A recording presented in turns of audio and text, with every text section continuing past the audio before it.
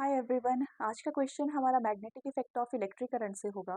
Question में आपके पास गिवन है a 5 mega electron volt proton is falling vertically downward through a region of magnetic field 1.5 tesla acting horizontally from south to north. Find the magnitude and direction of the magnetic force exerted on the proton. Take mass of the proton as 1.6 into 10 raised to the power minus 27 kilogram. आपके पास एक proton है जो कि vertically downward direction में fall कर रहा है एक मैग्नेटिक फील्ड में, जिसकी डायरेक्शन साउथ से नॉर्थ गिवन है। ठीक है, मैग्नेटिक फील्ड है जिसकी डायरेक्शन साउथ से नॉर्थ गिवन है।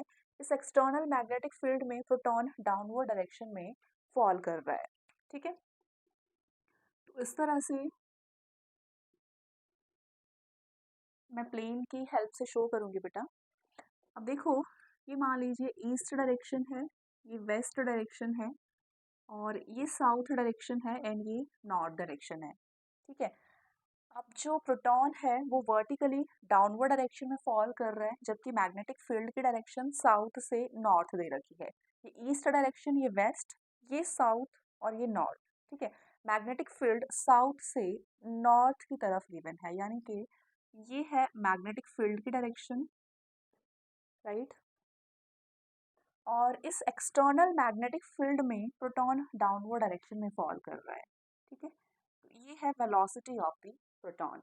आपसे पूछा गया है कि इस मूविंग प्रोटॉन पर लगने वाली फोर्स का मैग्नीट्यूड क्या होगा और फोर्स की डायरेक्शन क्या होगी। ठीक है, अब देखो बेटा, हमें पता है कि अगर किसी एक्सटर्नल मैग्नेटिक फील्ड में अगर किसी चार्ज पार्टिकल को आप मूव करवाओगे तो चार्ज पार्टिकल पे फोर्स लगेगी एंड फोर्स की वैल्यू होती है Q V B sine theta के इक्वल। ठीक है, यहाँ पर मैग्नेटिक फील्ड इनवर्ड डायरेक्शन में है जबकि जो प्रोटॉन है वो डाउनवर्ड डायरेक्शन में मूव कर रहा है। तो मैग्नेटिक फील्ड एंड वेलोसिटी के बीच में एंगल है 90 डिग्री का, यानी कि फोर्स की वैल्यू रहेगी क्यू वी बी साइन 90 के equal. Sine 90 is 1, therefore force की वैल्यू रहेगी क्यू वी बी के इक्वल। ठीक है, क्यू आपके पास गिवन है, बी आपके पास गिवन है, लेकिन वेलोसिटी हमें नहीं पता। यानी कि फोर्स निकालने के लिए हमें सबसे पहले प्रोटॉन की वेलोसिटी निकालनी होगी, किस वेलोसिटी के साथ प्रोटॉन डाउनवर्ड डायरेक्शन में मूव कर रहा है। ठीक है, अब देखो बेटा, इस मूविंग प्रोटॉन की एनर्जी हमें गिवन है। ठीक है, प्रोटॉन मूव कर रहा है यानी कि प्रोटॉन में काइनेटिक एनर्जी होगी एंड काइनेटिक एनर्जी की वैल्यू अपने पास 5.0 मेगा इलेक्ट्रॉन वोल्ट के इक्वल दे रखी है। ठीक है, therefore kinetic energy of the moving proton is 5 mega electron volt, right. तो अब इसे हम एसआई सिस्टम में चेंज करेंगे तो काइनेटिक एनर्जी आपके पास बनेगी 5 मेगा यानी कि 10 raise to the power 6 into electron volt, right. Electron volt energy की यूनिट होती है and 1 electron volt 1.6 into 10 raise to the power minus 19 joule, बहुत स्मॉल यूनिट है ये। ठीक है, 1 इलेक्ट्रॉन वोल्ट की वैल्यू बहुत कम होती है, 10 raise to the power minus 19 joule के इक्वल होती है। ठीक है, तो यहाँ पे 1 इलेक्ट्रॉन वोल्ट की जगह पे मैं 1.6 into 10 raise to the power minus 19 joule value put कर दूंगी। तो यहाँ पे हमने ये सारी वैल्यूज एसआई सिस्टम में लेके आ गए हैं। तो काइनेटिक एनर्जी का फॉर्मूला होता है half into M V square. तो ये बनेगा 5 into 10 raise to the power 6 into 1.6 into 10 raise to the power minus 19 joule के equal and V square is equals to 5 to the 10 into 10 raised to the power 6 into 1.6 into 10 raised to the power minus 19 divided by mass of the proton, and mass of the proton is 1.6 into 10 raised to the power minus 27 kilogram. 1.6 से 1.6 cancel हो गया, minus 19 से minus 27 cancel हो गया, तो ये बचा 10 into 10 raise to the power 6 10 raise to the power minus 8। ठीक है, एक माइनस 19 से माइनस यहाँ पे 19 कैंसिल हो जाएगा, यहाँ पे खाली 8 बचेगा। ठीक है,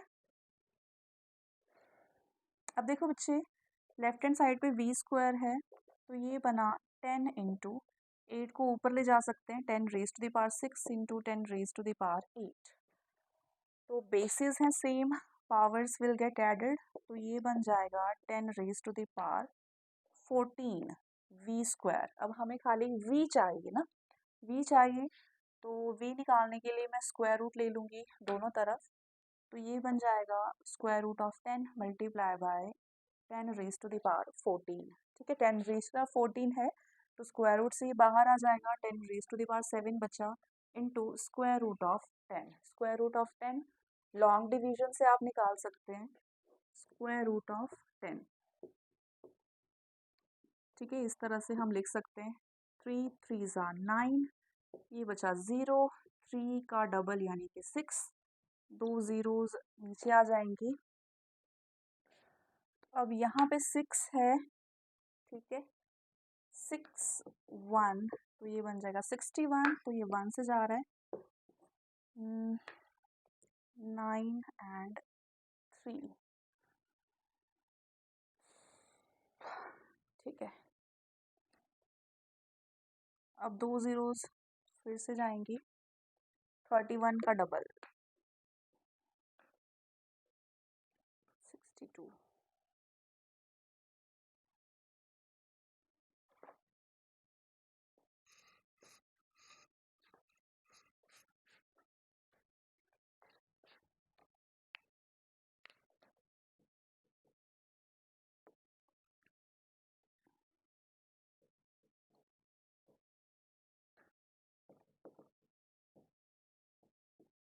ज़्यादा हो रहा है तो 62 6, राइट, 6 से जा रही है तो ये आएगा 3756, राइट। तो स्क्वायर रूट ऑफ 10 3.16, 3.16 इंटू 10^7, तो ये है velocity of the moving proton metre per second, ठीक है।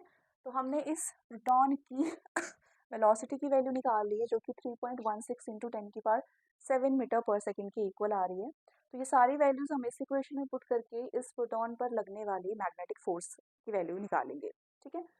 तो यहाँ पे मैं वैल्यूज पुट करूँगी।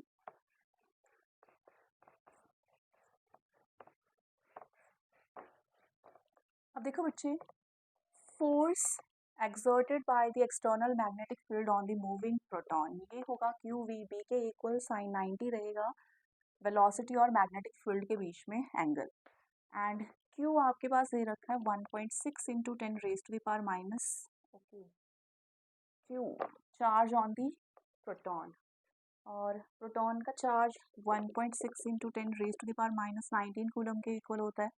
वेलोसिटी दे रखी है 3.16 इंटू 10^7 मीटर पर सेकेंड के equal, and magnetic field 1.5 Tesla के इक्वल दे रखी है वैल्यू, ठीक है। अब खाली हमने इसको सॉल्व करना है, सो 3.16 इंटू 1.6,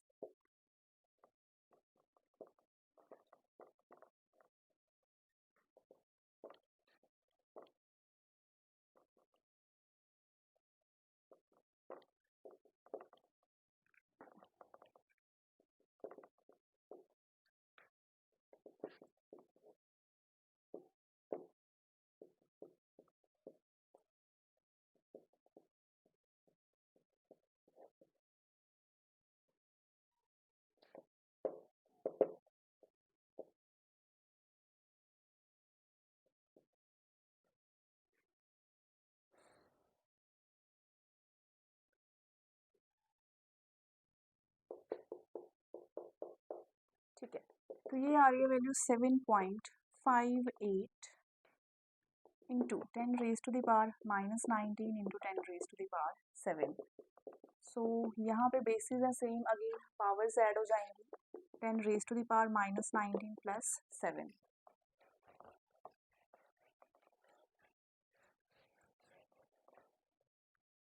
तो ये बना बेटा 7.58, और यहाँ पे बना 10^-12, ठीक है। तो इतना फोर्स इस मूविंग प्रोटॉन पर लगेगा एक्सटर्नल मैग्नेटिक फील्ड की वजह से। अब देखो बेटा, एक्सटर्नल मैग्नेटिक फील्ड की डायरेक्शन क्या होगी। एक्सटर्नल मैग्नेटिक फील्ड की डायरेक्शन आप फ्लेमिंग्स लेफ्ट हैंड रूल की हेल्प से निकाल सकते हो।